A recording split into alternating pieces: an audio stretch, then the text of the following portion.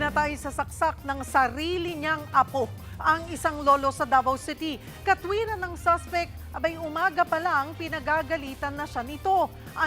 Sa frontline sa balita si Bril Montalvo ng News 5 Mindanao. Nakabulagta, may saksak sa dibdib at wala ng buhay. Ganyan nadatna ng mga otoridad ang 74 years old na lolo sa kanyang higaan sa barangay 9-A San Rafael sa Davao City. Ang suspect sa krimen, ang kanyang apo, 27 years old.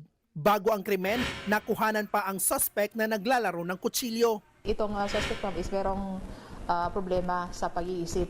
Pinuntahan lang niya sa kwarto at saka sinaksak bigla. Sumuko ang suspect. Pag-amin niya, sinaksak niya ang kanyang lolo dahil pinagalitan siya nito. Matindi talaga ang depression ko ngayon. Umaga pa lang kasi pinapagalitan na niya ako. Nung bata pa ako, palagi niya rin akong sinasaktan. Nakuha naman ang kutsilyong ginamit sa krimen. Nakaburol na sa kanilang bahay ang lolo. Nagpasya rin ang pamilya ng biktima na hindi na magsampa ng reklamo laban sa suspect. Gusto rin daw nila itong maibalik sa mental hospital. Nagbabalita mula sa frontline, Bril Montalvo, News 5, Mindanao. Mga kapatid, Cheryl Hosing po. Maging maalam at may pakialam sa mga napapanahong issue at headlines. Mag-follow at mag-subscribe na sa social media pages ng News 5.